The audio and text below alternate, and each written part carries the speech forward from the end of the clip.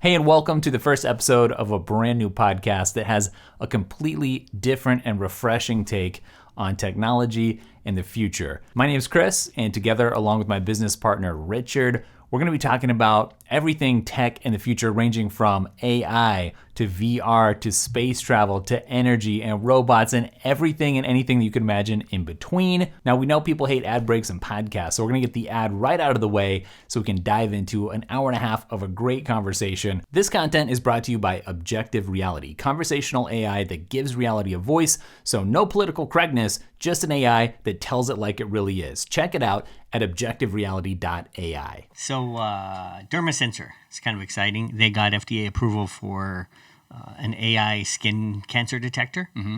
As I get older, that's a bigger deal to me. Skin cancer detector. Yeah. That could be anything from just it's analyzing photos, or it's using like some kind of particular sensor array. I believe it's probably mostly software, right? It's all a recognition model. Okay. And I've seen the apps before. I think I might have used one, but I know it's on iOS. I think Android might have it. Same thing, you upload a picture and it uses AI to detect it. Yeah. I doubt it'll replace doctors now because they have to hold the sensor and do the same thing. So why do you need a device instead of just a smartphone? Yeah, FDA probably. I imagine there's requires a lot of regulation. There might also be some hardware acceleration in I'll bet it's on edge processing, meaning the model is actually on the hardware that detects it. I'm an investor in a company called AI Optics. Okay. And same thing for retina scans. So AI retina scans. And I don't know if you've been to an eye doctor and they pay a little extra, you get the photo of the back of your eye. And from that, they can detect early diabetes. Wow. All kinds of things. I mean, exciting, like we always say. Yeah, good thing for the general public, obviously. Is the medical establishment then going to be excited about this? How much of this gets outsourced to one office, like somewhere? Great question. And there's like a secretary that uploads and does the scan, you know what I mean? I think eventually someone has a model, I can't remember the name of the company, but they have a model where they basically have a pod. CVS's Minute Clinics? Yeah. They basically have a pod version of that. So they drop this thing off. I don't know what real estate they use. They put this down. It's not in reality yet. It's conceptual, but I think they've raised funds. You go into this pod, the tool drawers slide out, you do yourself, it all goes. So there's like no human involved. Interesting. That's going to be an underlying theme probably throughout this podcast and society-wide coming up. Like, to what extent is AI going to be a positive thing for the job market? And to what extent is it not? Now, you and I have talked about this a little bit, so I'll just frame this a little bit. Some people are out there saying there was the Industrial Revolution, and yes, it disrupted jobs, but it created more jobs than it killed. And I see people say we're sort of in a similar moment now, and I think you disagree with that a little bit. Is that right? I do. I can make that argument, but the Industrial Revolution, we had decades, maybe generation or two to absorb that change. Yeah. This change is coming in this year, 3 to 5 years. Okay. I think just in the last couple of days, the World Economic Forum, the IMF, came out and said 40% of jobs are 40%. Going to be seriously affected. In how many years? What was the time? In 5. In 5 years. 5 years. Okay. 40%. And if you think about the Great Depression, that was like 25% unemployment. Okay. So 50% worse. So is it really the matter? Is the main thing for you then, looking at this, just a matter of timing? Like you have to have more time to adapt? Or does the adaptation not really even matter just due to the nature of the technology? That's a great question. Yeah, I don't know the answer. Coming back to the doctors, Google's AIM model, AIME, A-I-M-E, right, came out, and shocking news there is that it outperformed doctors, which is getting less and less surprising these days, right, on everything like empathy, collecting patient information, diagnosis, now everything, prognosis, empathy. Everything. Though, as far as I understand, was this basically a chat interface and people were kind of describing their symptoms? It's not like there was a robot there. No. And it was empathetic. No, it's like a Turing test. It's a black box. So real clinicians behind the scenes. Okay. Amy behind the scenes. Yes. People. It was like 149, an N of 149 samples. But what was really interesting to me, unlike what we saw with kind of the chess world over the last 10, 15 years, where there's been this movement where people with computers outperform computers alone. Right? Computers now can beat people. That's interesting. Right? Yeah. But there's this kind of hybrid chess model going on. Amy, Google's doctor, if you had clinicians help Amy, it did worse. So it's like, and it makes me think about, I'd like to hear your take, but it makes me think about, we talk about self-driving cars. There'll probably be a push by insurance companies to make that happen because there'll be fewer accidents, right? Right. So all of a sudden, our liberty, if you will, to drive may be taken, and we might drive medicine the same way, right? If I'm going to get my skin cancer detection more accurately from a device, and it's cheaper for one, putting cost aside, like the thing with medicine, it's like, to save lives, you'll pay almost any cost. Yeah. So are we going to be driven to getting rid of doctors? Right. There's so much to unpack in just this. I'll bring this one thing up on the self-driving car thing, and then we'll apply it to the medical field. So how do you program the self-driving car to preserve life? For instance, there's an old lady walking across, and there's some citizens over here, and there's someone is going to get crashed into. That's just how the scenario is played out. And who do you prioritize? Well, the old lady doesn't have as long to live. Like, somebody's back there making decisions about how do we program this. Now you apply that to the medical field. So you take the person out, and you're losing a lot of judgments that, all across the country or the world, there's going to be various doctors with different experience, and you're just homogenizing everything, to the extent that somebody's using a particular system. That healthcare system is then kind of has that they have one opinion about it. Taking out the human factor, aside from like, hey, it's fun to drive. Like, some people just like to drive. Right. Other people are like, great, I'll pull out the laptop. But there's that aspect. It means a lot of different things to say we're going to take the human out of the equation. Yeah, no, it does. I don't know what to make of it. Yeah, what's that called? The trolley car problem? Right. There's like so many of these for the self-driving. Yeah. Yeah. So then that comes down to how that model is trained to make the decisions, and what is that a utilitarian measure? Do I sacrifice an old person for a young person? Right. That's. And that comes down to, more philosophical questions. And I don't like the angle, honestly, when I hear you talking about it, of the safety angle. Like, it's going to be safer if nobody... I mean, going on a plane, like, that could be unsafe. It probably won't be, but, it could be. Planes have crashed or whatever. Like, when you take away... When you just look through everything through the lens of safety, then what can you do? You suck all the fun out of life if that's the only thing you care about. Old people, I've experienced this with a grandmother. I've experienced this with friends, parents, and grandparents. We have this, we'll take them out of their home and we'll push them away in a little institution. We'll say they're safer. It's so much safer. It's so much better for them. Yeah. What I've seen, and I'll bet you the studies bear this out, I really haven't researched it, is they go downhill fast, right? Mm-hmm. You leave your familiar surroundings. You like your pattern and your routine. Maybe you've lost half your mind, but still... the other half, this is the home I know, this is the place. Right. And this effort towards safety, is tenuous, I think. Yeah. I agree with you, I think. And then who defines what is safe?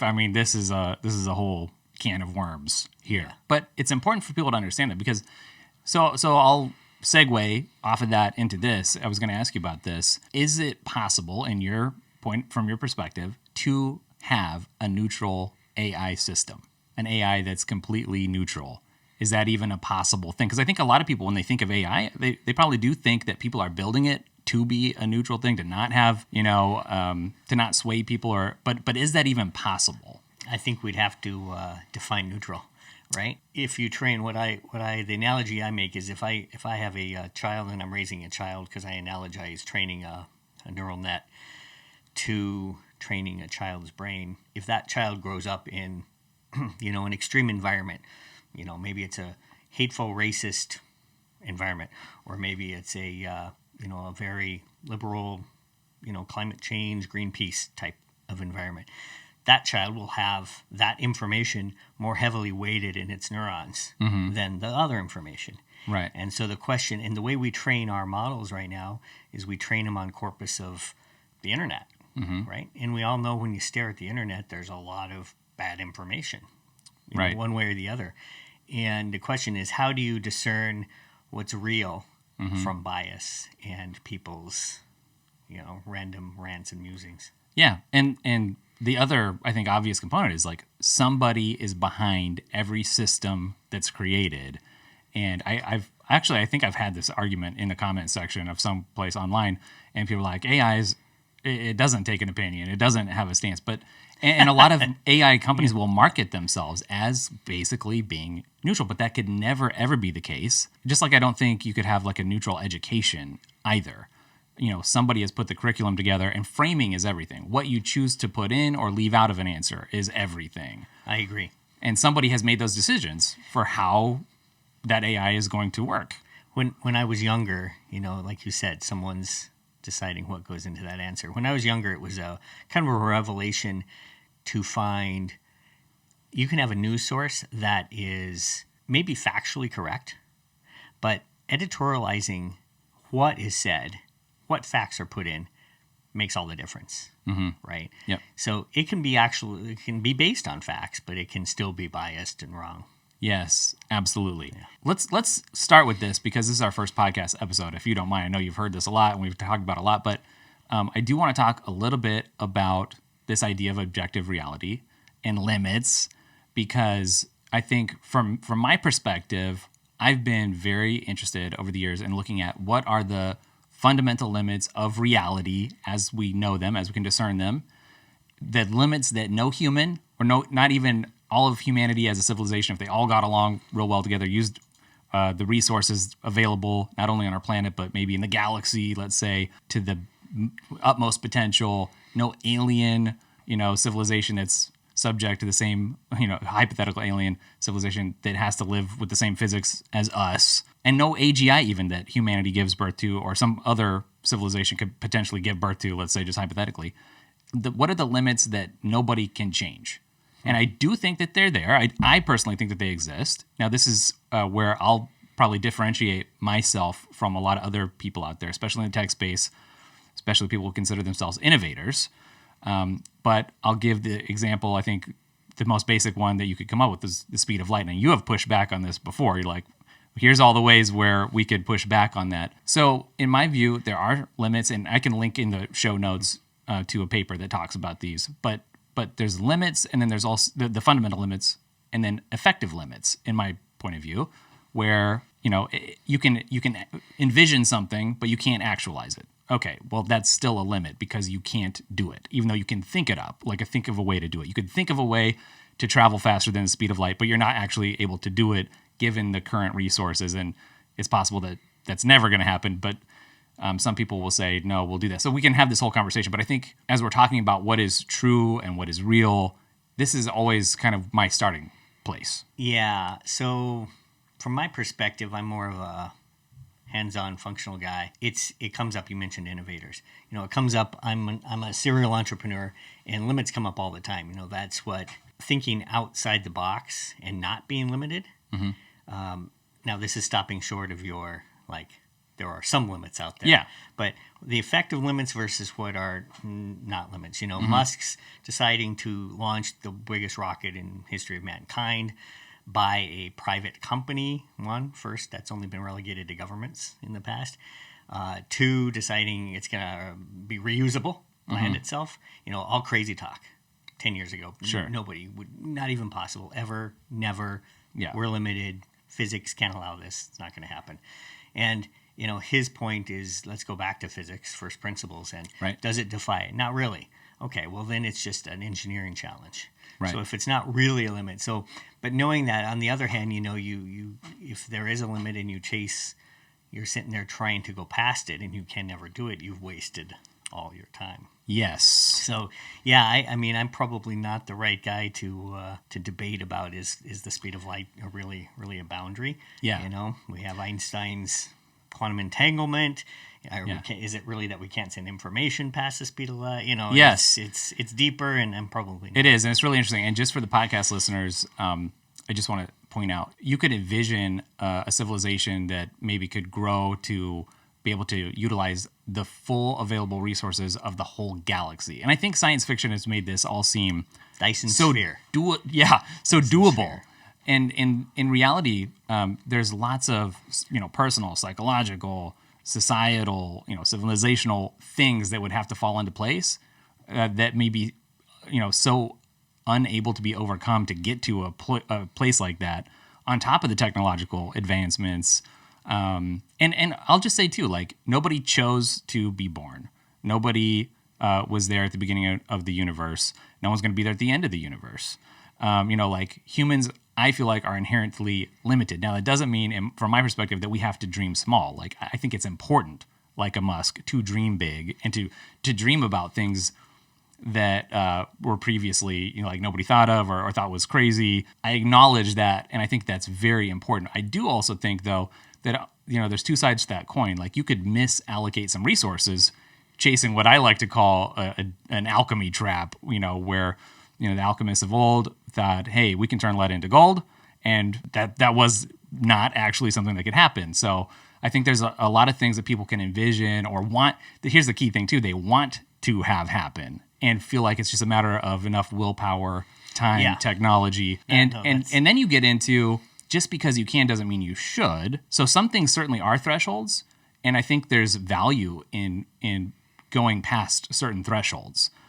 So there's limits and there's thresholds, and you can cross. If you can cross it, it's not a limit; it's a threshold.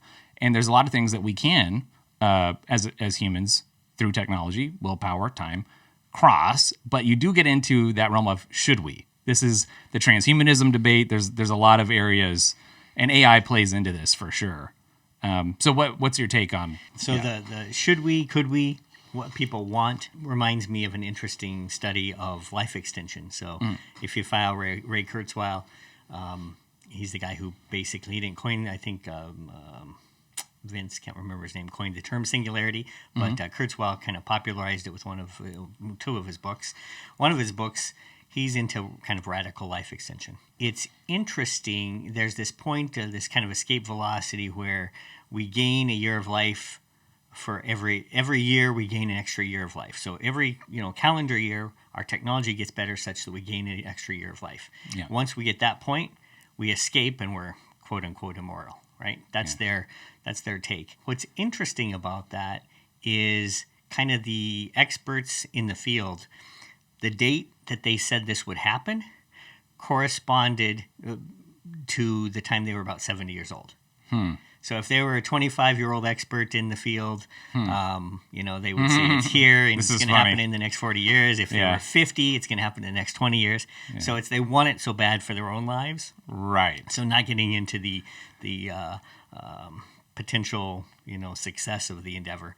I think it's interesting. People definitely want things. That is a motivator, right? Maybe that motivates the research, but it also probably clouds reality.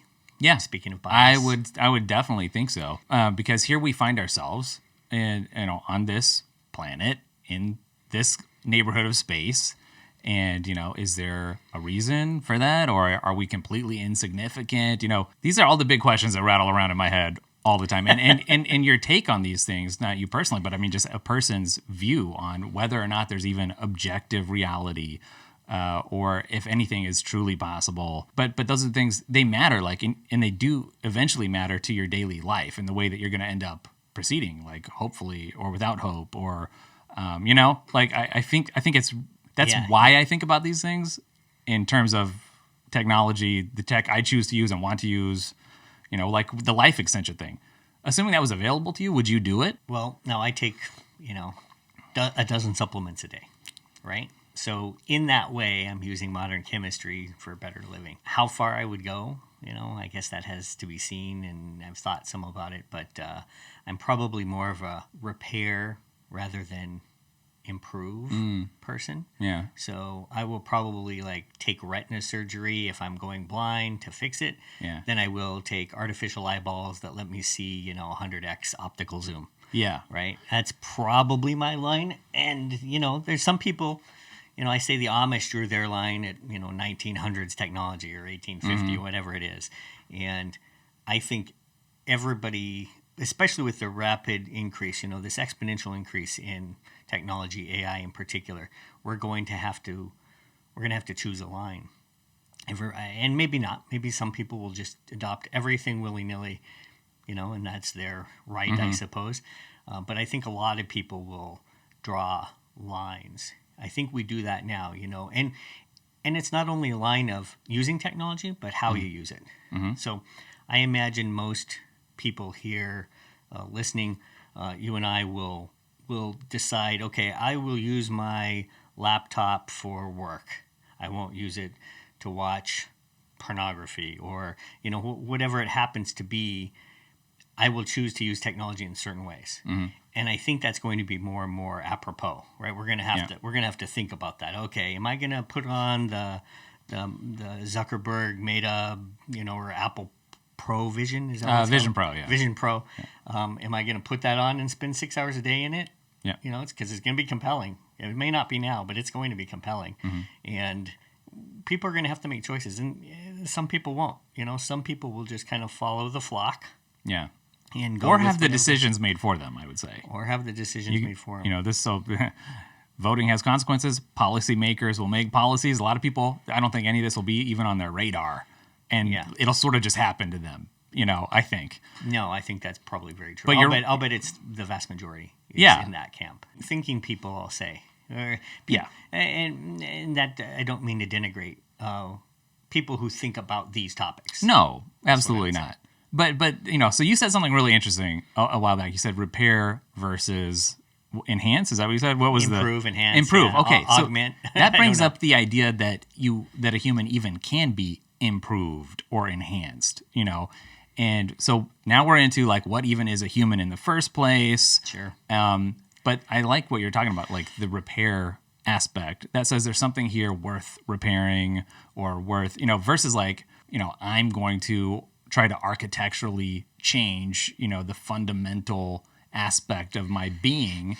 And there's a big difference in that mentality. Now, Elon actually said something interesting. I'm pretty sure he said that he wouldn't want to live forever. I'm pretty sure I heard him say that. And I found that really interesting. Here's a guy who's experienced a lot in life, has a lot of resources, can kind of do whatever he wants and does. He makes crazy things happen. But at some point he's like, no, that's enough.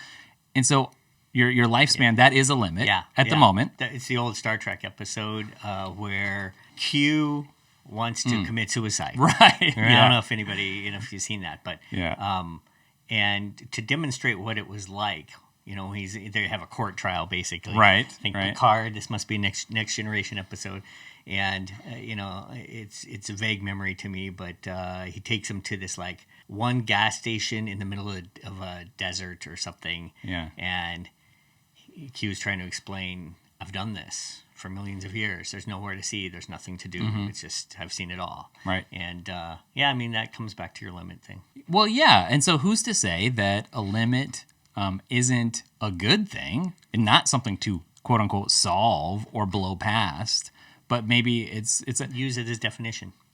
Well, yeah, definition. Because if you know, for instance, that you're going to die, well, all of a sudden your life has a little bit more meaning because you have to make choices. Anybody who has to make a choice, I view as limited because you can't do it all. And you have a limited amount of time in the day, and not to mention your whole life. So you have to choose from the second you wake up, you're making choices. So, and that matters if you're limited with your lifespan. If you had even if you had 1,000 years to live or 10,000 years, I mean, you're still limited. You're going to have to make as it comes down, as it wraps up, Yeah. It's interesting. We're wired such that we can't comprehend certain things. Like we live in this scale. We don't live in the micro scale or the nano scale. We can't understand that. Like, I think Richard Feynman talks about that. It's like, it's so incomprehensible to us, the size and the level. Same thing once you get to the, solar system or galactic scale. We just can't vision it. I imagine the same thing is true about time scales. Yeah. Like we can't imagine how fast nanoseconds are happening, right? Probably also can't envision what 1,000 years of life would be like. Right. I think we have trouble thinking about 100 years. Yeah. I think most people don't think about it till close to the end. Unless they're told you have a few weeks. Right, yeah. And then they try to suck the marrow out of life. No, it's the whole topic is a deep one and interesting. I I wonder, as we see humans, jobs that typically humans have done start to be done in, automated AI, robotics, whatever. I think it's going to be somewhat of a wake-up call to people. It's like, what are you doing? Everybody, I think most people define themselves by what they do. When I say what they do, it's what they do for a living. I've thought for a long time that as technology evolves here, we're going to have this crisis because people won't know what will they do with themselves. I've kind of pivoted a little bit because retirees seem to do pretty well, at least some of them, right? They find meaning, they volunteer, there doesn't seem to be all of a sudden a crisis of suicide at 67. Yeah. Right. So that might be okay. I don't know if you saw the news on Figure. Figure is a robotics company making a humanoid bipedal robot. They announced a contract with BMW. No, so BMW is their first customer that's going to take the robots and put them in their manufacturing. Oh, it's interesting. That's a huge thing, right? That's funny they didn't choose the Tesla robot, right? Well, yeah. I mean, Beamer and Tesla. And if you think about it, Musk has said that their Optimus is going to be first used at Tesla. Yeah. And I think there's some speculation that they're already starting to play with it to work on the 4680 batteries. And so, other companies, this is another thing with capitalism, or the way the system works is you have to compete or die, right? And so classic capitalism. We'll have to get into that. Yeah. So let's talk about that. So, Tesla is able to bring, a person works 2,000 hours a year, basically. Optimus can probably work 7,000 hours a year. That's because it can do, 3-hour shifts, doesn't need 3 8-hour shifts. Yeah. It doesn't need vacation. Actually, it's not 8-hour shifts, by the way, because they need downtime for charging and maintenance. But regardless, it can work, 3.5 times longer. Right. Ostensibly, Musk says it's going to cost less than Model 3. So, maybe it's $10,000, $20,000 robot. Right. So you pay a person, whatever it is, 40, 80 grand to work in an auto manufacturing environment, 40 to 80,000 a year. You can buy a robot. Maybe it has a serviceable life of 5 years at 20 grand. So that's $4,000 a year. Right. For 3.5 times more work. Right. So let's divide 4 by 3.5, and whatever that is, that's like 1,300 versus 40 to 80. Yes. So your labor cost structure drops by 90%. Right. What's that mean? So now if I'm another car manufacturer, I have to adopt that. Yeah. I don't have a choice. There's not even like, we don't speculate what's right or wrong. It's like survival. We're closed. Yeah. Or we compete. And this is how it propagates throughout society then. And it propagates rapidly. It's like, I watched the whole, as I look at LED lights over here, I watched the whole LED, I was an early adopter of the LED lighting. And the government, was pushing to get rid of incandescent bulbs. And I'm like, that's the most ridiculous thing. If LEDs are better, they will take off. Right. And there will be no stopping. And just like overnight, man, you see them at all the canopies at gas stations. You see, because they cost 10% of the energy cost as incandescents. Right. And they last, whatever it is, 50,000 hours versus 2,000 hours. I mean, it's ridiculous. So the same thing is going to happen here. And then if we try to regulate it, other countries will do it. And the jobs will go, the money will go there. Yeah. So it's going to be rapid. And then tell me what you think about the humanoid robots. Well, what you're driving at is then what are the implications then for humans and like purpose, right? Because I think it was Noah Yuval Harari. We disagree on almost everything. Him and I had mentioned that we're about to have a big class of useless people due to technology and various factors. And I obviously bristle at that, useless people. Like, and now we're starting to, I feel like a lot of these topics if you think about them from a certain perspective, it ends up dehumanizing people. Like, what is a person? They're just their output. They're just, all these different factors. And once somebody is dehumanized, or the population, then it's easy in your head to think, well, they're just useless, and then that doesn't lead to good things. Especially if you're coming from a Malthusian perspective and you think that there's nothing but limited resources and we need to depopulate, degrow, the economy and stuff. So I don't like where that conversation heads. And I also don't like, I think a lot of people, probably younger people, like more my age and even younger, they look at something like the Vision Pro coming out and what Meta's doing with their, is it still called the Quest? What's their headset called? I don't even know. Yeah, I think it is. And, and they see, okay, pretty soon that technology is going to be able to replicate a 1-for-1, very close to replicate like actual reality. So I can just live in there. Any world you want. Yeah, so as long as the robots are handling all the hard work and everything, I'd be happy to take universal basic income and just plug in and it'd be great.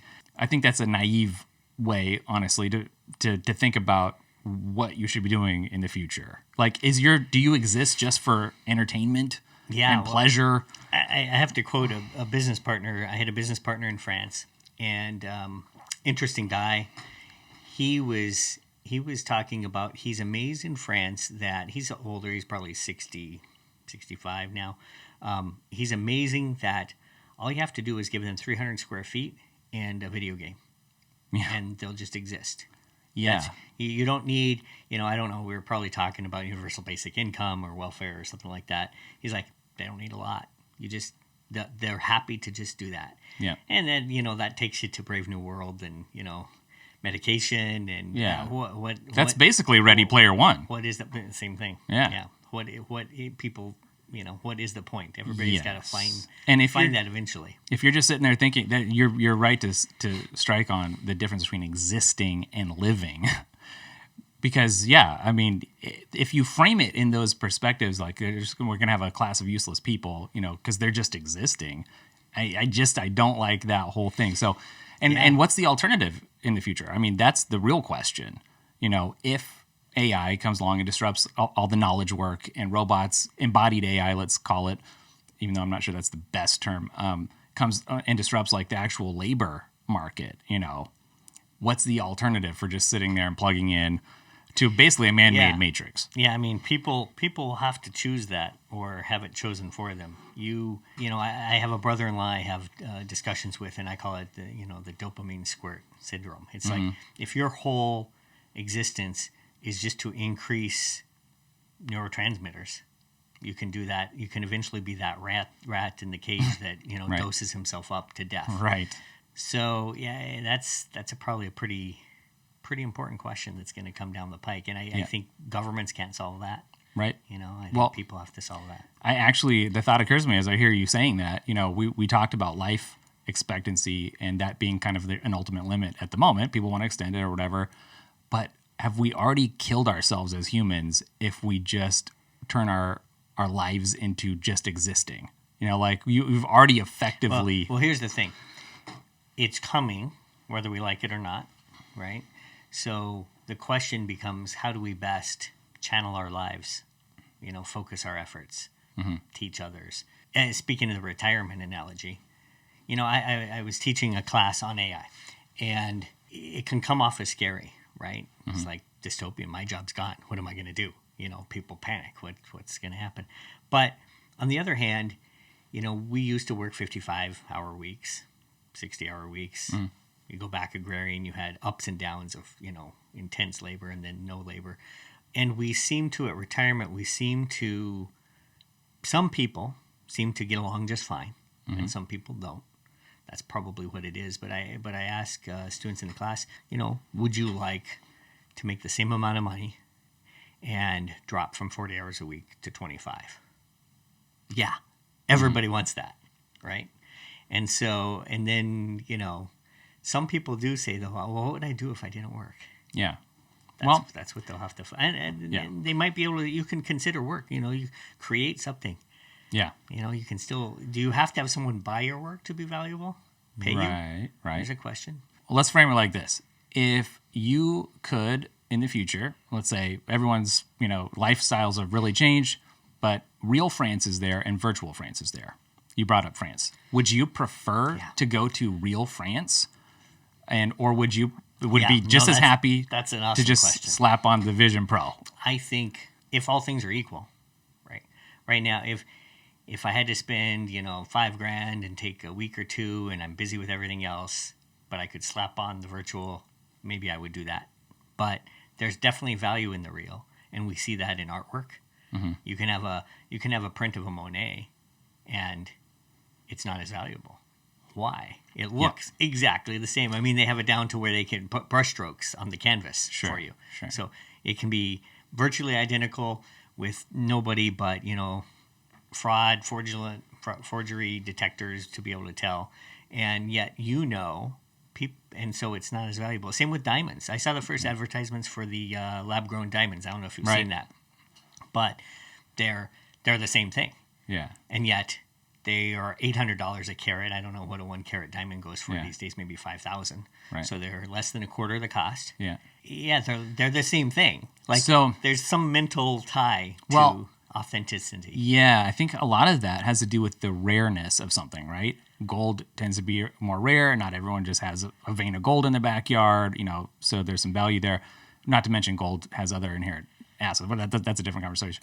But like France, that's a real place. And since I'm here... Same thing, the rarity. Yes. There's only one real there's France. Something about There's only 1,000 virtual Frances. Same. There's only one Richard, only one Chris. Now you could make some sort of facsimile copy virtual version of us or something that maybe effectively looks and talks like us if it's trained on the AI.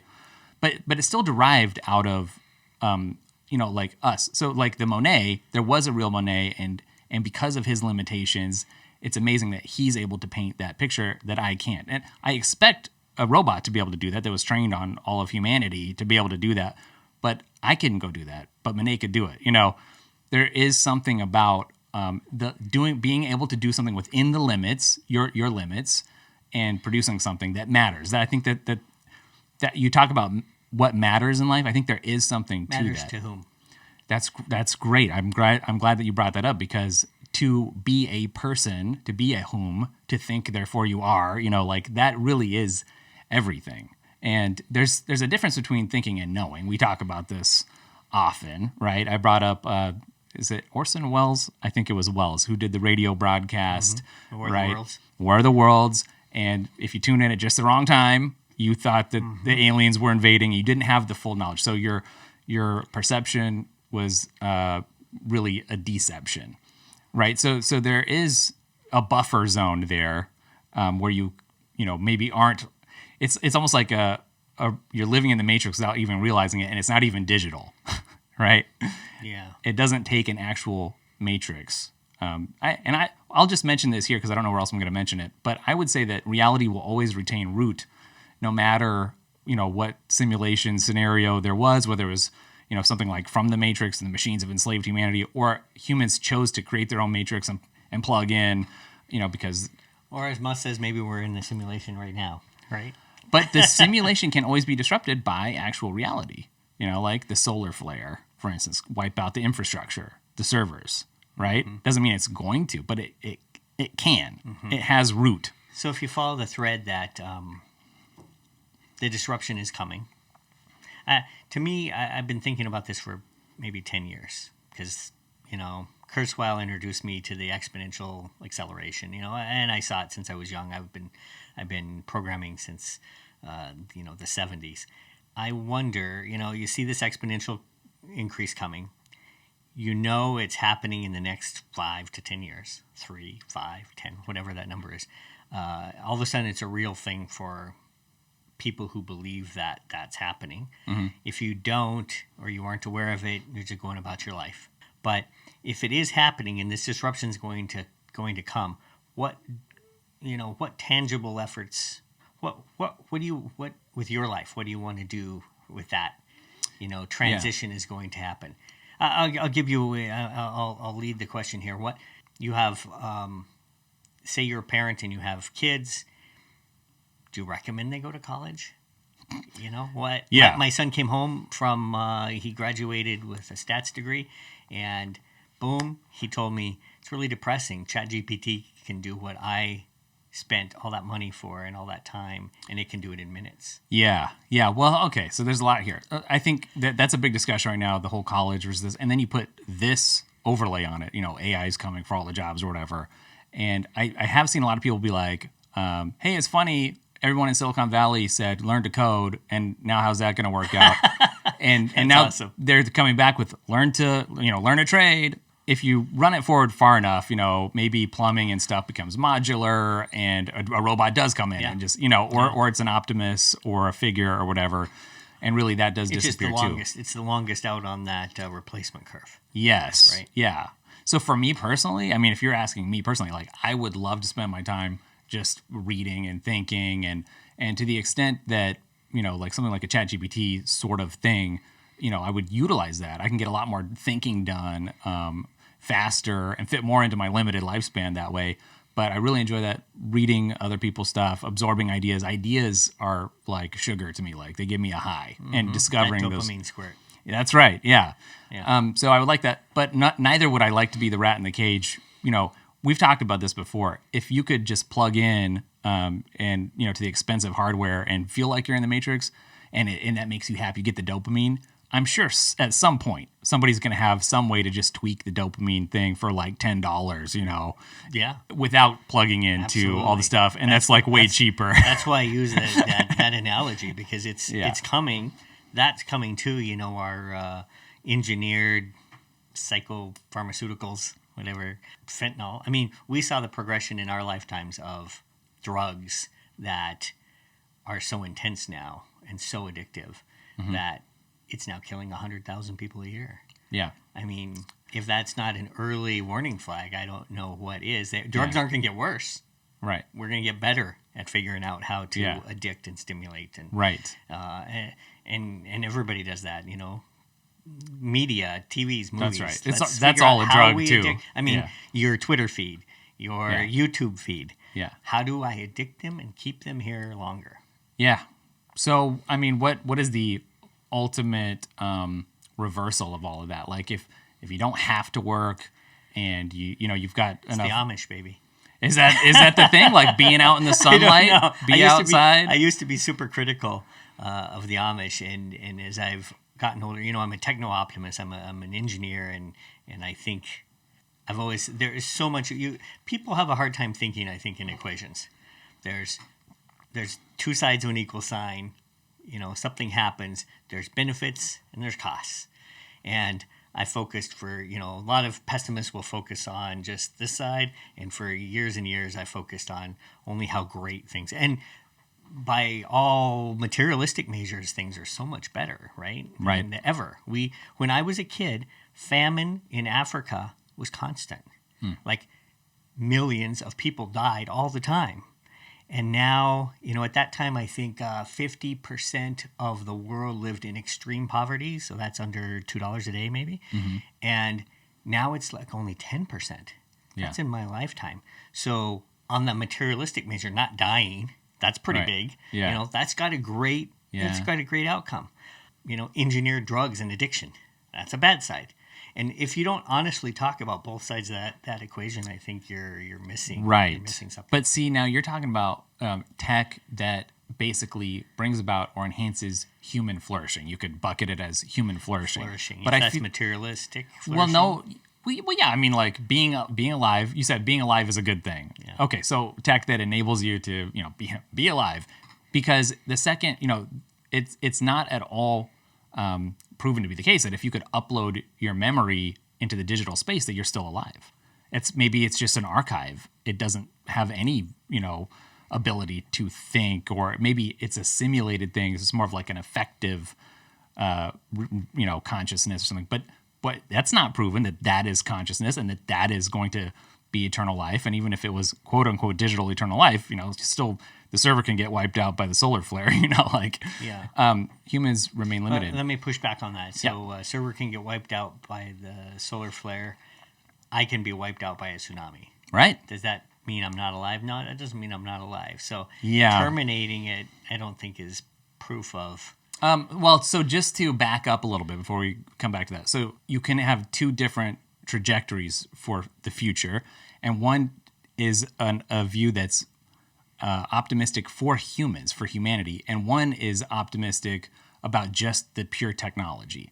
And so if we get to a point where we And this is a discussion we've had. Like, where's the line between a human and a transhuman? Like, you already use Google. Is that just a tool, or is it baked into you? What about when it's the neural link and it's like in you? And where's your red line? You know, but eventually, if you become a cyborg, let's say, in a meaningful way, you know, and then everyone, you know, collectively decides, or it just happens because that's the direction that the AI is headed or whatever, we get to a post-human reality. That's not really anything at all then, you know, because the humans are gone. Not for us. That's not human Not for flourishing, humans. right? And Yeah. these are things I think nobody outside of a few tight tech circles have really thought of. Yeah. So human flourishing. I like, Now you're a speciesist. I'm a speciesist, right? Yeah. For the listeners, that's Larry Page's. I think he is it said that to Musk. Pages, they call him. Musk is like, yeah, well, I don't know if we want robots to replace us, basically, right? And he's Basically. like, well, speciesist. You're Yes. You're, yes. yeah. Why would you want to put yourself out of existence? Yeah. You know, someone might say, well, it's better if every, you know, like would you want a machine that can do all these calculations and whatever, you know, over a human? But I don't want to not live. I don't want to cease to be, Right. you know? Or have your errors cease to be. Right. Right. Yeah. Right. It's deep talk. It's coming. We better be thinking about it. I think Yeah. about it once in a while, and like I say, I think people will choose their lines. I think they're probably involuntarily choosing lines now, Yeah. or unknowingly, maybe. Yeah. Well, can we do this? Can you just give everybody that's watching who maybe is just catching up, they're not really a technical person, give them a picture of like what AI is. Like when someone says AI, I know that people might have heard of things like machine learning or like conversational AI. Can you just encapsulate for somebody who's starting from scratch? Sure. So it's the mid '80s. I write my first neural network, and it was maybe less than 10, 20 neurons. And what that is, it's like the way the brain is wired. You have neurons, and you have dendrites, and synapses, and the fire, and this kind of cascading matrix of firing creates decisions and thoughts and so forth. And the way computers really work is it's very binary traditionally. It's like you have if-then statements. If this, then that. And it's all yes, no type of decisions. And with machine learning, it's the attempt to try to categorize or create kind of fuzzy logic. So I look at that. Is that a B or is that an 8? Those are very similar. Now, traditionally in computers, you couldn't do anything like that, right? A human can still kind of try and classify that.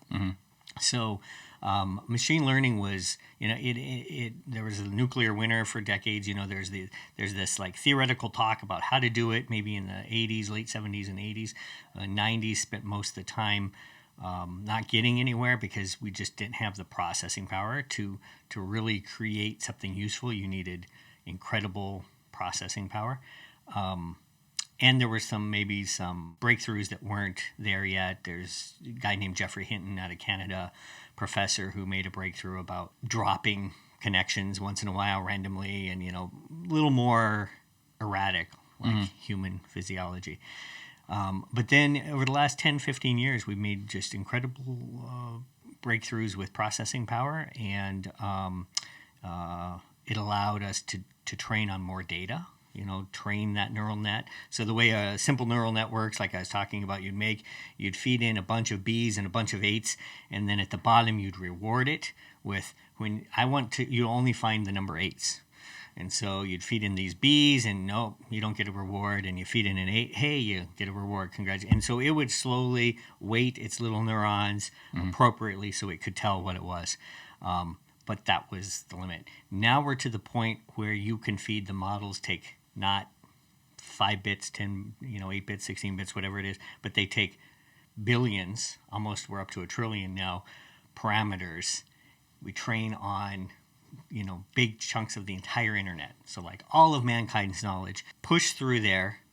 And what people think about AI now is more of generation and predictive. So it's not classification, that's one area of AI, but prediction and generation.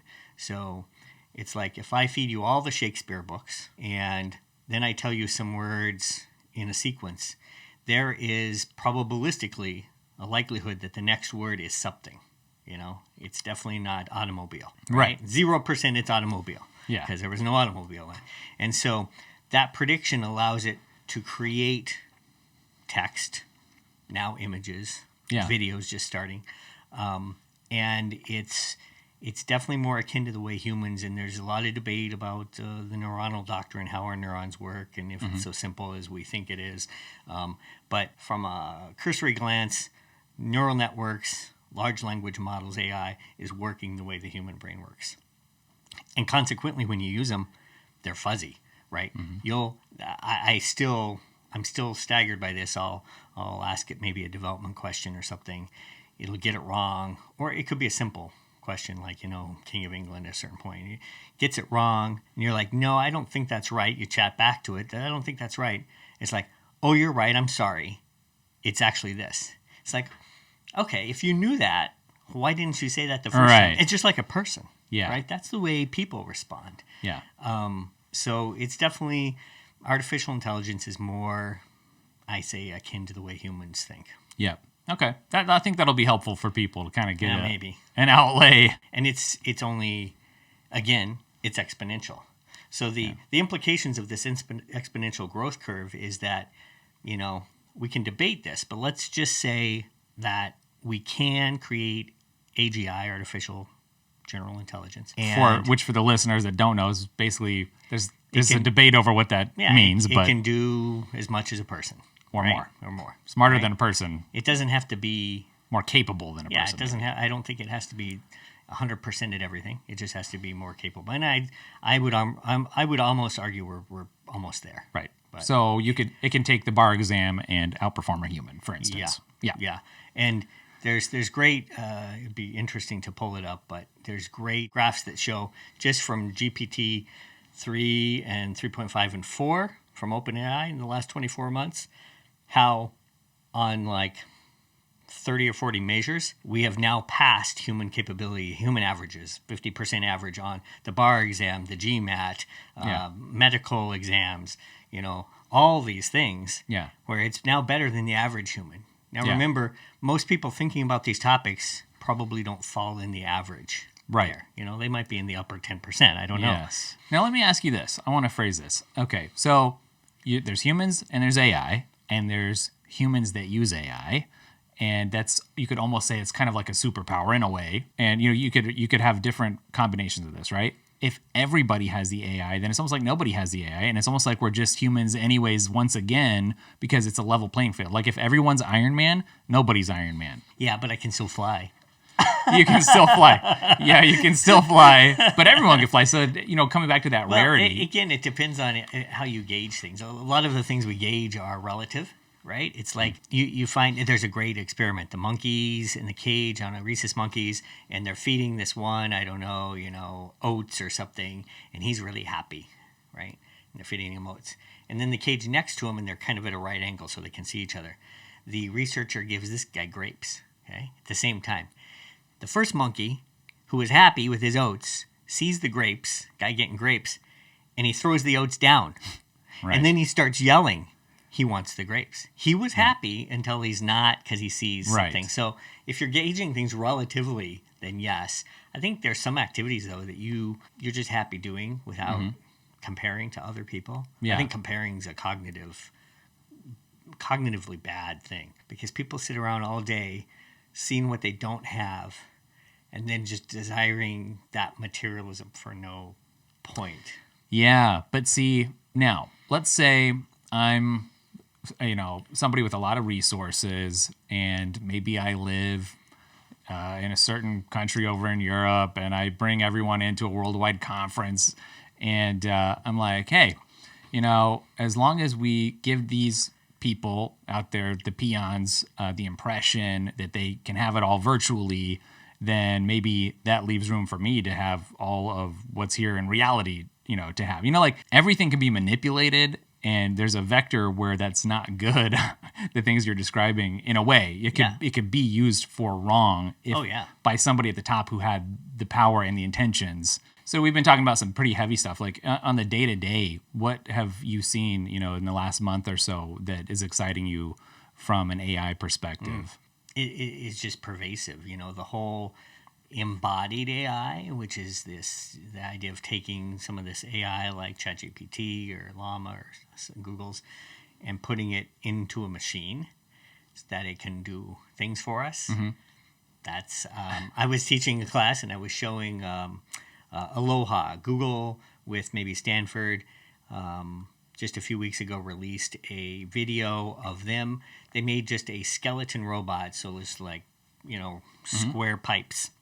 So really not a human-looking thing at all, but gave it 2 arms, and then they taught it to do household activities, like cook shrimp, do the laundry, fold, clean off the counter, etc. Right? So this ugly-looking machine ambling through the kitchen and doing these things. But what they found is that 20 to 50 iterations of humans showing it, it could then do it. Like per task. Per task. Yeah. Yeah. So it could, this is how I clean a table. I lift the glasses, I wipe the rag.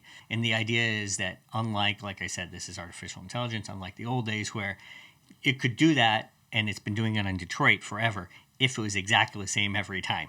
If that car comes here and the seam is here, I can weld to the spot. But if it's different, it has no idea.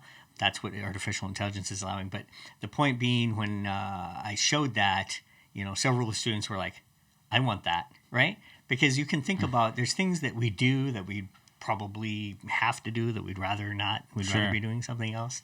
So I think there's benefit there. But yeah, my son talks a lot about adversity defines us. And if you don't have adversity, then it's a bad future. And isn't that just another way of saying limits? Like, limits define us. Oh, yeah. Right? Yeah. Yeah. So that's interesting. On the robotic front, is that so proprietary that whatever robot you're describing, could its knowledge be transferred to something like an Optimus or a Figure, or does that not play? Because an LLM, it's a language-based system, and arguably everything's translatable into language, whether it's vision or Wi-Fi or math or So how much of that is compatible? Yeah.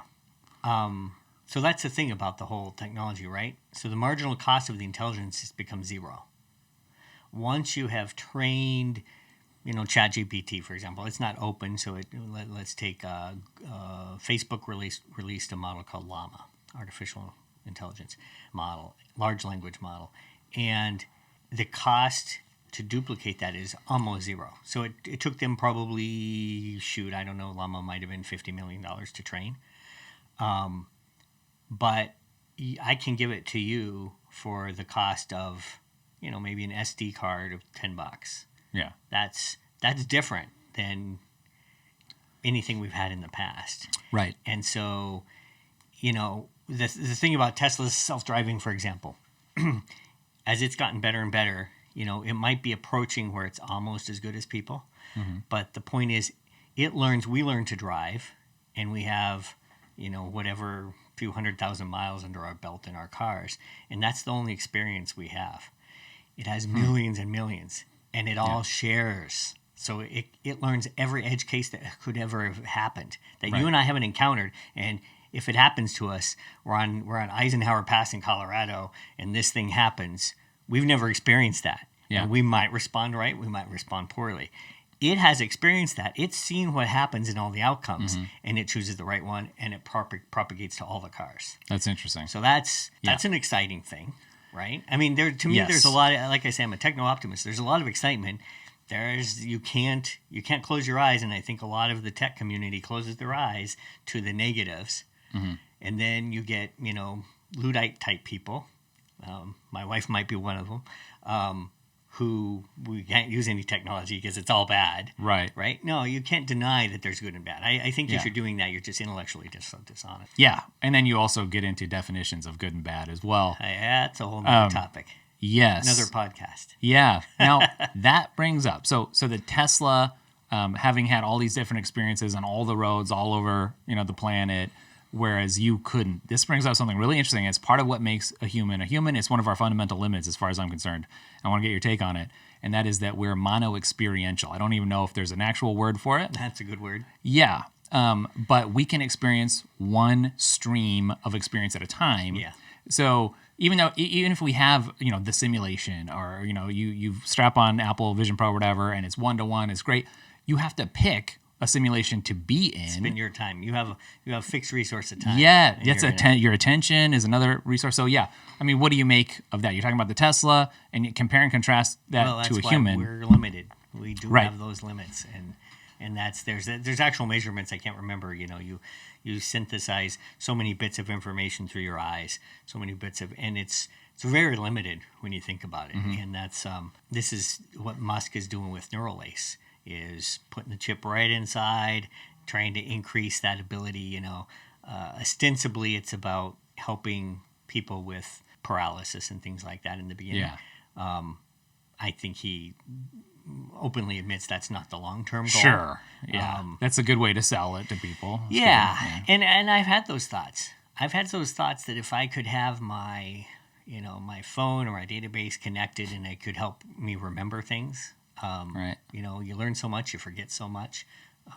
That would be nice.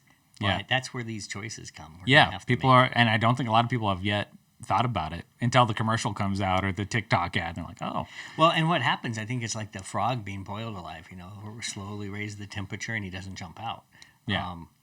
I think that happens to us. So I don't watch a lot of TV. I don't know, in the last couple months I've seen some episodes that had commercials. I haven't seen commercials for years, and I'm shocked because I haven't seen it for so long.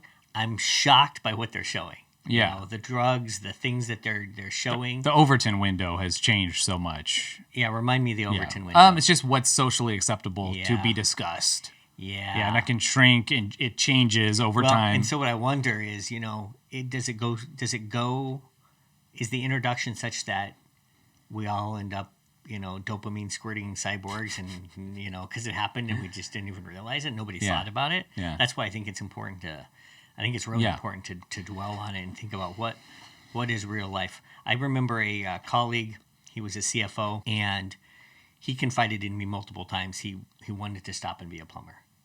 He just wanted the hands-on. He wanted to feel like he was doing something real. And this was 20 years ago. Yeah. I'll bet more of that happens. Yes, and I'm positive that people will seek out real humans when you play the best video game for a while. You'll get sick of it, right? And then there's another one, but you'll get and there's something about when you talk about reality and the limits. I think the fundamental limits do spell out for us some of where that is to the extent that we can detect it. I personally view being limited as not a bad thing. I think that's where all the meaning comes from. Yeah. In life. Do you pursue activities to try and expand your? We won't call them limits. Then we'll call them thresholds. Do you try to you know what I mean? Yes. Like you're trying to expand your knowledge. Yes, I think there is benefit to going past the thresholds in certain areas. From a monetary perspective, I think there's capital to be grabbed by going past certain thresholds, right? And maybe there's also, there's social capital. If you don't go talk to a person, you're not going to get any of the benefit of having that relationship, So yes, I don't think that that's inherently a bad thing. But also, that's why I look at what are the limits. And for the things that are thresholds, like you have to have a framework for deciding what should be done versus what could be done. And now you're getting into ethics and morality. But yeah, the limits for me are foundations rather than restrictions, the actual limits. And I think that that's a good thing. What are the implications on of economics and capitalism and income? If half the people lose their jobs, if we think about introduction of cars, it replaced all the carriages and carriage makers and horses, but it opened up jobs for cars makers, manufacturers.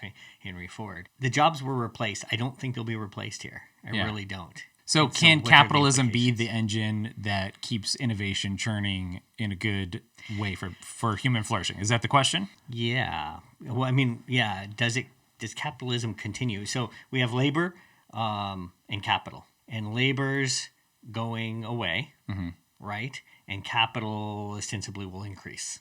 The proportion of the output of GDP will be more capital-based than labor-based. Yeah. Does everything still work? Well, let me ask you this. Do you feel like classical capitalism is even something that's in existence right now? And the reason I ask that, do you think that there's actually a free market at play in America right now, because we have Some things there are. but we have this stakeholder capitalism coming along where, it's not the capitalism of before where companies are trying to make profits. Yeah. They're becoming socially driven. People are getting on the boards to drive social agendas rather than profits. If the profits can be created and therefore that benefits society, even though it also creates inequality, which people don't like. Even if the bottom 1% ends up much better than they were, centuries in the past, there's still going to be that inequality, So I don't know. Does a free market actually exist right now? I think it in some areas, sure. It's not as free as Singapore, but I would say it's still somewhat free. We compete for our dollars. Restaurants. If you think about the basic human necessities, they're regulated. A lot of them, the FDA or zoning departments for housing. It's ostensibly the best. They have to increase the quality of the product or decrease the price to get our money, right? And they do that and they compete. And bad restaurants close because they're terrible. Yeah. Or well, you don't use a housing developer next time. Yes. Okay. So I think it'd be interesting to talk as a kind of a cornerstone to this conversation. You talk about free market, but what about the free marketplace of ideas? I think that is under threat of going away. And if you don't have that, you can't have the other. Well, you can't have science. You can't have anything. No, nothing can. If you can't have the free market of ideas in the first place, can't have liberty. Yeah. Yeah. So we're kind of chopping off free speech, the First Amendment, right? Is that the first one? Yeah, right. If you're going to censor, the speech and therefore the ideas that are expressed through the speech, you're also going to end up censoring innovation in a way. Yeah. There's no question we slow things down. I've thought about this for many years. The FDA, all that does is create. That's government granted monopolies. Is what that is. Right. All it does is slow down innovation. Yeah. And I think my mother-in-law died of Alzheimer's, and I thought for a long time, if we, the few decades prior, had we not had such tight regulations, we would probably have solved that. There's so many things that we probably would have solved. Mm-hmm. And in your perspective, you were telling me, maybe you can explain a little bit more. Like the regulations don't end up actually working anyways. Like they don't do what they're supposed to, right? No. Explain that for people. I had a good friend, executive of one of the largest banks in the country. And the Dodd-Frank came out, and he's like, they think they can outthink us. We pay people millions of dollars to come up with ways around this stuff, and that sounds predatory and terrible, but it's really not. I mean, they have to make a profit otherwise. So one of their primary vehicles is giving credit to people, right? And people want credit. I want my car now, rather than saving up for 3 years, so I don't have to walk for 3 years. And that's a good thing. And the more readily available credit is to everyone, you can argue, that's another debate, but we can argue that that's a decent thing. Well, the effect of the regulations were that they had to stop giving credit to lower income people. And it's like, and he's like, but so here's what we're going to do. We're just going to charge higher fees on these products that will subsidize this. And, and so I think the regulations, they hurt everybody, they cause inefficiencies, and the intent may be good, but I think you just have to look at both sides of the equal sign again. There's a cost. Well, it's funny because it's sort of a conversation about, can you trust a company or a person?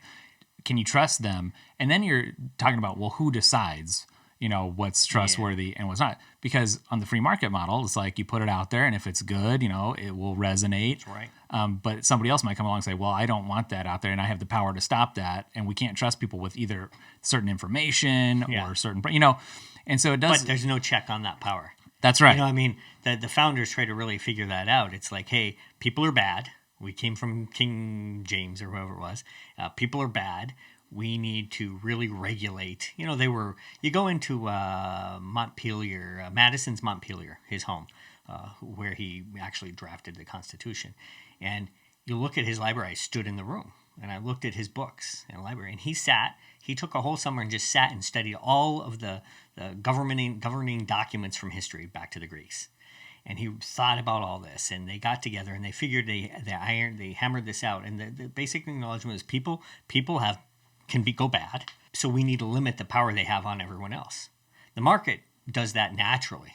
If McDonald's goes bad and starts putting cyanide in their hamburgers, they fail. It's gone. Right, People right. switch over. Yeah. We don't have the right to bow out of a social contract easily in the United States. I can't if I'm born into a regular family, all of a sudden I can't decide I'm going to go live in France. That's not easy. It's costly. There's a lot of friction to that. Yeah, I mean, I think I'm a big proponent of capitalism. I worry about its future here, and does it function in this world where not only muscles are replaced but brains are replaced? Yeah. So, I mean, I think there's a segment of the population thinking about this stuff, thinking about the future, and they would be very happy to outsource everything to a super intelligent AI.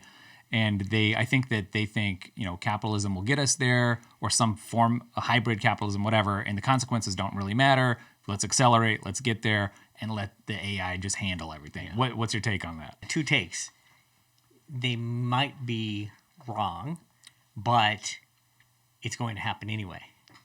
We can't, I really think we can't slow down. I don't think I suppose, okay, let me say we shouldn't slow down. So I was just contradicting myself. The FDA, I think, definitely slowed down medical research. It cost millions of dollars to bring a drug to market so they don't target small markets.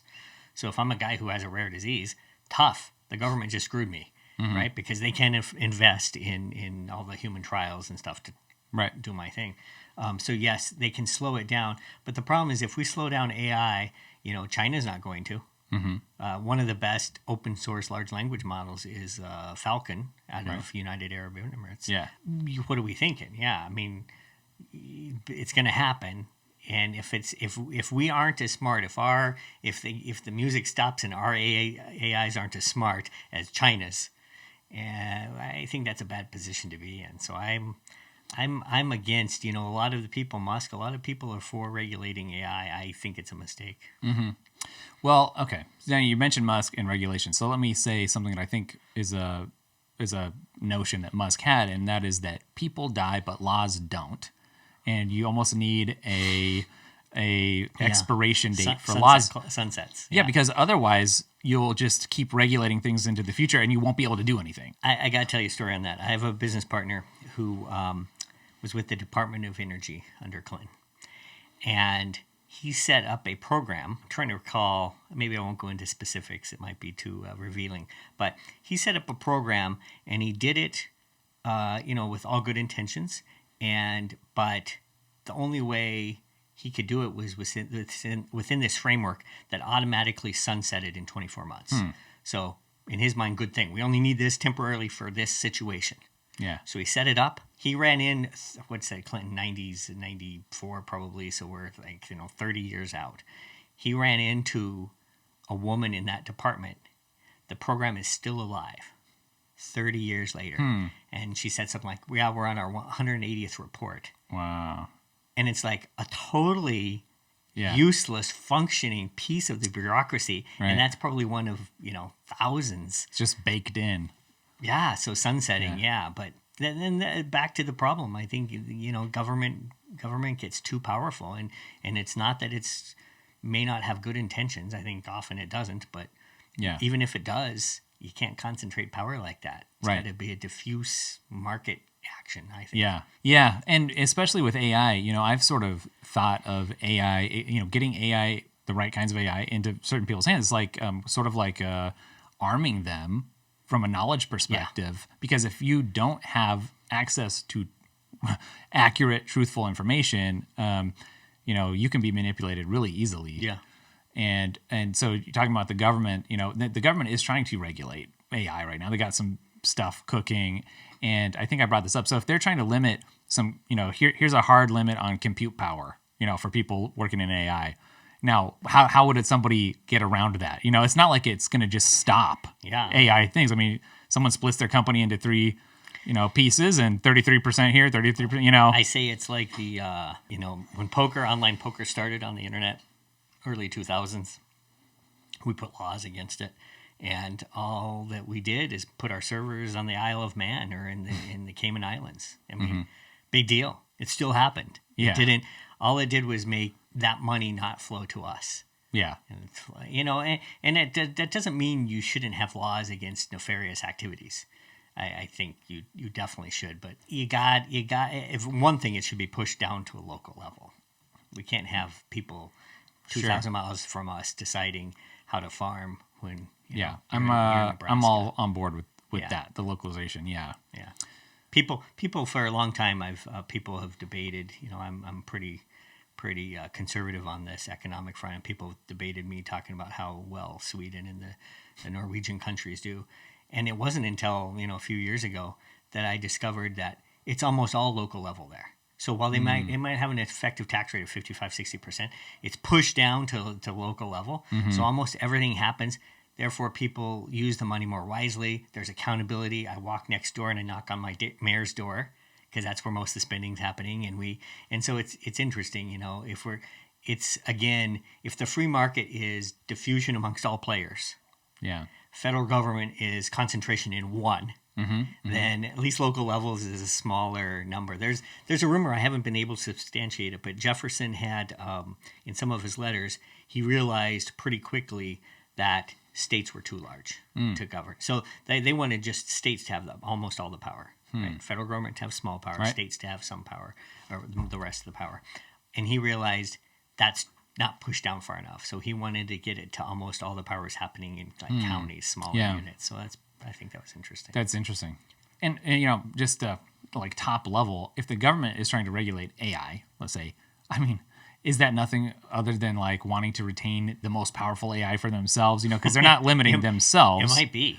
Like, you can't, how do you know, right? Some of them are selfish, unaltruistic people. Yeah. I talked to a guy who ran a Senate campaign, and I asked him, he'd been around Capitol Hill for 20 years, and I asked him, what percentage of lawmakers up there, congressmen, are altruistic? They're actually up there trying to do their best for us. And in my head, I'm thinking, I wonder if it's like 50-50, whatever it is. He said, it's probably like 98% not. Yeah, I was going to say closer to zero. Yeah, like 2 out of 100 being good people. Well, that's bad. Yeah. Right? Yeah. Yeah. But that's why somebody would argue for like, well, let's just stick the AI in charge of everything and let it optimize. But again, it learned on bad people. Right. Bad Right. text.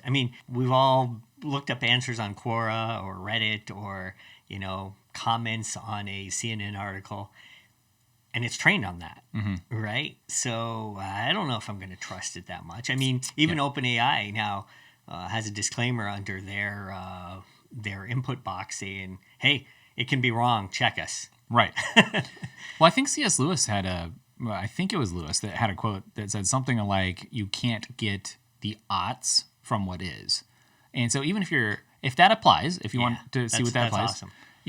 The AI has access to everything that is, but you're still not going to be able to derive the ought from it, because, just like a human can. It has access to what the humans have access to. Yeah. Yeah, I have a saying that I came up with a long time ago that, and maybe I borrowed it from someone else, but science is answering how, and religion is answering why. Right? You got to do those two things are separate things, and we often conflate them and put them all together, or think we can derive the why from the how. And I don't think so. Yeah, I don't think so. That's fascinating to see how that plays out. And like we talked about before, on the ethics side of things, nobody sat there and took a poll of humanity and said, should we develop AI? Yeah. It just happened. It's going to happen. And it's thrust upon humanity It's here. for better or worse. It's here. Make the best of it. Yeah. And make intentional choices, I suppose, Even if for your own life. That's right. Even if you don't like it. Yeah. You're still going to have to deal with it. Yeah. And if you don't use it, other people are going to use You're it. going to have to make decisions for yourself. You're going to have to make decisions for your kids. Right. How to teach them about it. And like I said, maybe more people will be in these Amish-type communities where they draw their line. Or you want to opt out. It's the end of screens. I opt out. Right? Yeah. Will the cyborgs leave those people alone, you think? Yeah. Will the AI allow that? I don't know. If they aren't a threat, we've been pretty tolerant of the Amish over years, right? They don't seem to be a threat to anyone. But now, see, I think on a serious level, if you've baked Malthusian principles into the AI that ends up taking over, they may say, hey, we need that plot of land. Logan's Run. Did you ever read or see Logan's Run? I don't think I did, no. Logan's Run was a science fiction novel from the 70s. can't remember the author. Premise was there were these people called sandmen, and they were police. And their job was to hunt down and kill people who did not voluntarily die when they were 21, because the cult of youth. Interesting. And it was the society a computer ran. It were these bubble dome cities, and the computer ran it all, and it was optimized for the death squads. Yeah. Literally, what I don't know who came up with that, Sarah Palin or someone talking about death squads. So if the Malthusian take is that we have limited resources, then you got to decide who's going to get them. Who's a drag on society and who's productive. And it's kind of funny that some of the people who do have the Malthusian perspective are also some of the same people that are pursuing, like transhumanist stuff, digital afterlife, because the fact that everyone does have a lifespan and dies, that sort of frees up space for other people on the planet. Right. And if it's nobody ironic. died, it's ironic. Yeah, in a way it is. I think at this point, people, I don't know, like your take, in my mind, it seems like people have kind of abandoned that. It was big in the 80s, especially the 70s, 80s, that overpopulation, starvation, food production, that equation didn't work, and so we have to do something. And it, what they did not anticipate, nobody ever anticipates, is the progression of capitalism, exponential rise in crop yields. Yeah. The ability that now 1 acre, instead of feeding one person, can feed 5 people. Yeah. That's a huge jump. All of a sudden, we can have 5 times as many people on the planet. Surprise! Yeah. I think the answer is, climate change is That's different from like climatism. And you could, whatever the thing is, like there's the thing and then there's the narrative around it, and they're different. Again, we're sort of like dancing around the idea of like the WEF and kind of the unelected people like making decisions for everybody, and whether that's people or AI controlled by those people, so I would make that distinction, I think. Yeah. You saw Melee speech? I did. Yeah. That was pretty funny. Powerful. By the way, speaking of AI, did you see where he had a translator? Yeah. And did you see the AI I translation? did see that. Yeah. Yeah. So the first one I saw was the translator, which is the way we've done it for forever. And then I think Musk actually tweeted out a version or retweeted a version with an AI dubbing, and it's Melee's voice, right? And it's in English, and it was impressive. It was I would say it's a simulation of his voice, right? It's not his vocal cords, but correct. it's his. Yeah. If you want to be technical, Yeah. But this brings up the thing. I see this on X all day long. People are like, you can't believe your eyes anymore. Now, deep fakes, obviously, but you can't. Or ears soon. Yeah, you can't deny that could be useful. That technology, obviously, but how does that play into the things that we've been talking about here? If you can't believe, but what is truth? What is reality? We're back to that conversation. And is whatever you perceive, is that truth? If you perceive Malay speaking in English or whatever your language is. I hope not. I hope there's a ground truth. I believe personally, there's ground truth. Yeah, although in that situation, there's like an underlying current of like the information that he intended to say, whether the Dutch version or the English version, they're all saying like the same underlying thing. So. You hope the visual representation. Unless someone edits that and then he's saying the wrong thing and they manipulate. Yeah, that's that's the negative side of that equation, and that's a scary future. In that case, everyone could be living in their own personal version of a War of the Worlds sort of situation. I think that Scott Adams. You ever follow Scott Adams? Scott Adams talks about there's 2 screens, 2 movies going on. It's like the left sees this and the right sees this. And it's weird because it's the same reality, but there's 2, know, and that's absolutely happening, and it's probably only going to get worse. Right? Yeah, and it doesn't even have to be along political distinctions. I mean, it could be any topic. Yeah, any topic, right? Which means that just fractures the potential perceptions even more. I find it's so difficult. You and I have talked about keto. I think you just started keto. Is that going well? Yeah. Yes, I'm really enjoying it, actually. Yeah. It'd be interesting to see if you actually have entered ketosis yet. So let's check back in on that next week, and I'll tell you. And you'll be surprised. Myself and people I've talked with who've done it, you drop pounds quickly, just pours off. That's crazy. That seems counterintuitive. It's totally counterintuitive. Yeah, but it's all the research I've seen. You don't store ketones. You store glucose. You store glycogen. I guess it is something like that in fat cells. So if you only run your body can run off two fuels. If you only run it off this fuel, you can't get fat. Yeah. So that's pretty interesting.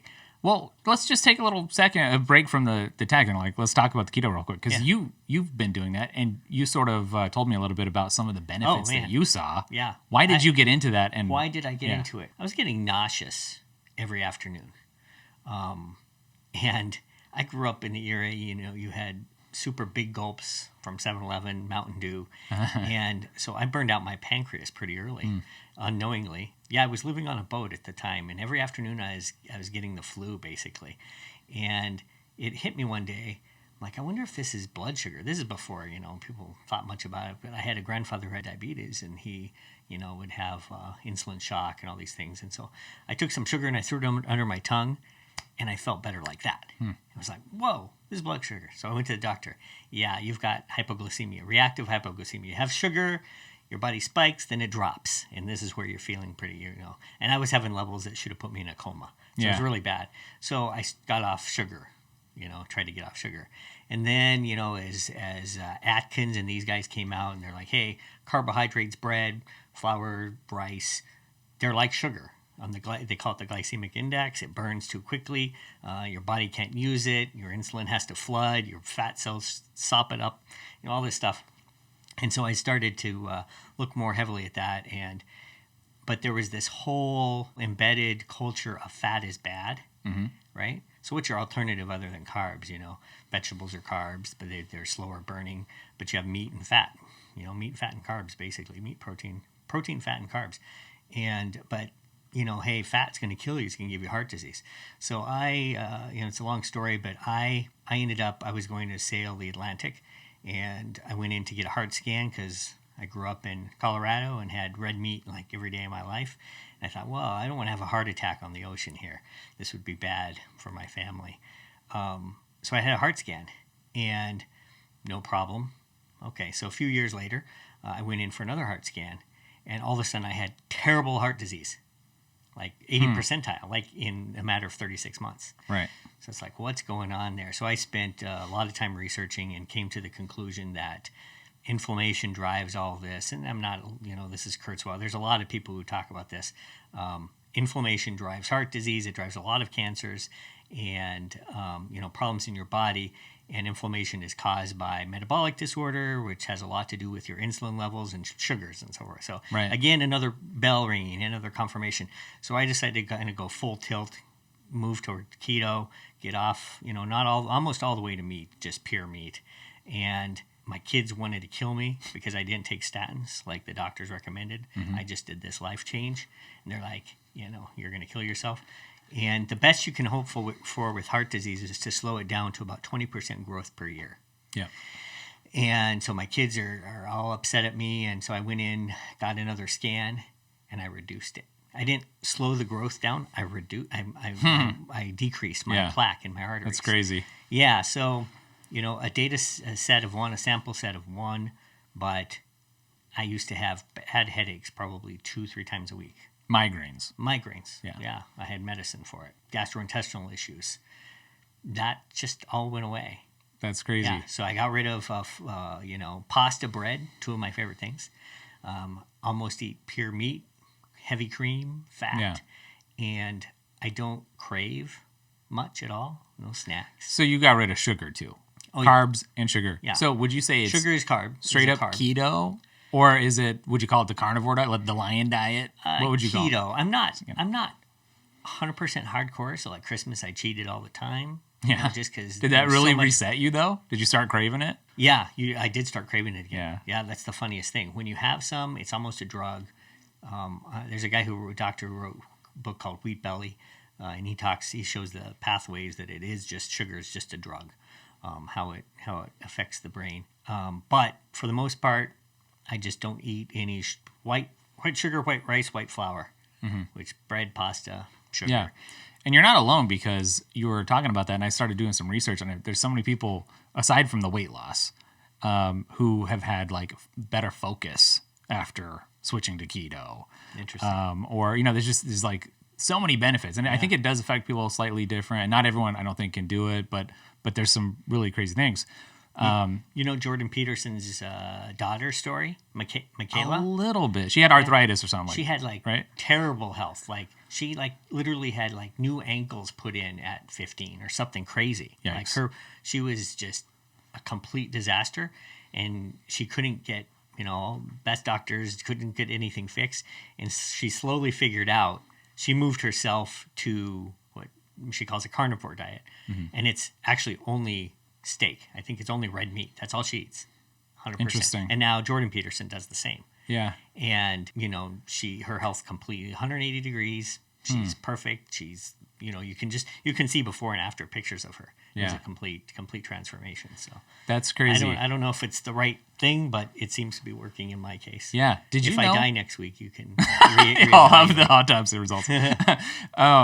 But please don't, since we're working on a startup. Yeah, but did you know that the history of that, I think, wasn't keto sort of originally developed to deal with schizophrenia?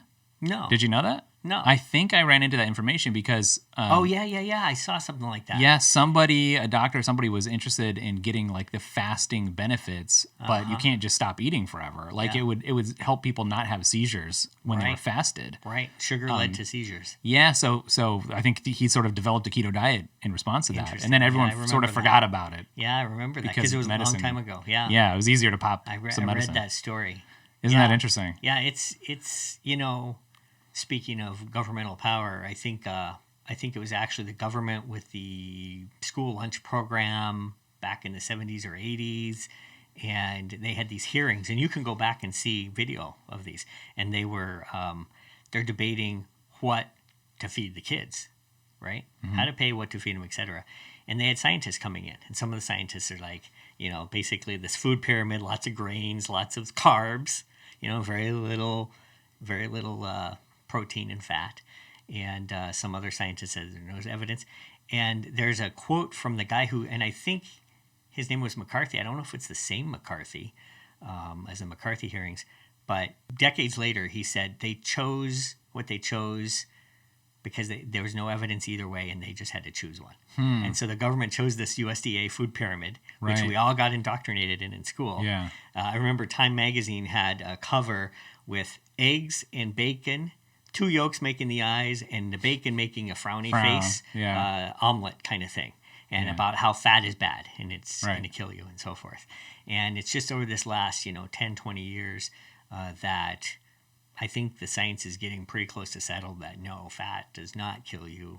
Yeah. It's not bad. There's a lot of things you got to relearn as you encounter it. Yeah. To what extent, does an AI, could it have helped you, if you had the AI that we're building back on the boat, and you had typed in all the stuff, could it have helped you get to where you got yourself quicker?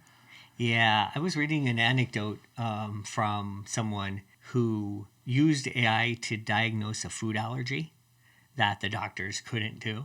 Mm-hmm. And he was like, it was a miracle. Yeah. It was like, all it did is he tracked his diet, put it in the AI, pasted his journal in the AI, and it said, hey, you have a sulfites problem. Look at these days when you had these things, that has sulfites, and this has caused you a problem. Interesting. And didn't Brian Ramel just publish some information about some strep throat detection? I didn't see that. I think the AI detected it like 12 hours before it presented with actual symptoms. And he posted it. He said, here's the picture. They've been diagnosed with strep. I'll let you know what happens. And then it developed. By symptoms or by? I think it was a photo. Kind of like the skin thing that you were talking about earlier. I'm pretty sure. I didn't actually read all the details. Culture of the dish, maybe, of the bacteria in the dish or something. Somehow it detected it, and it turned out that it was. A lot of good uses. Yeah. We can't deny a lot of good uses, I think. Unless my definition of good is not, I'm a conflicted person, right? I think there's ground truth. I think adversity is good, and yet I struggle to eliminate adversity. Right, but maybe that's part of living, like maybe that is the whole thing, Might be. Yeah, good first episode. Absolutely. More to come. Weekly episodes can be expected, more or less, take the holidays off or whatever. But yeah, we'll put all the show notes down below where you can find us on Apple Podcasts, Spotify, YouTube, X, all of that information.